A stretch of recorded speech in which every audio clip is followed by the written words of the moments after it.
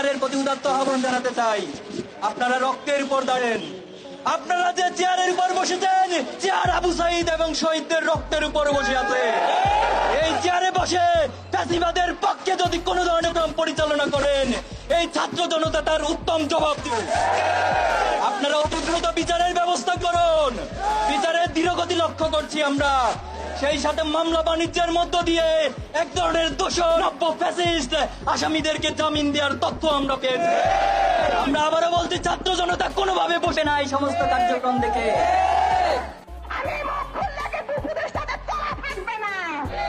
আমার নিজের জীবনকে আমি এই সরকারের হাতে তুলে দিয়ে আমার নিজের ইজ্জত কেটে সেখানে তারা যেভাবে করে আমাকে শারীরিক মানসিক বঞ্চিত করেছে, আমি আজ পর্যন্ত কোনো মিডিয়াতে বলি। ইউনুস সরকারের নাকি কাউন্টডাউন শুরু হয়ে গেছে। সে গোয়েন্দা সংস্থা কোথায়?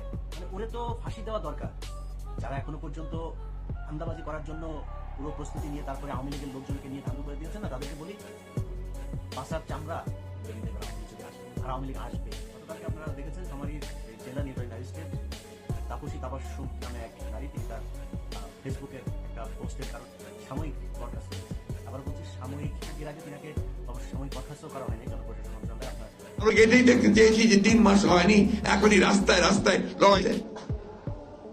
3 মাসও যায়নি, এখন একদিন আরেকজন রক্ত জড়াচ্ছে। 3 মাসও যায়নি, পত্রিকা অফিস পুড়িয়ে দেওয়া হচ্ছে, আক্রমণ করছে।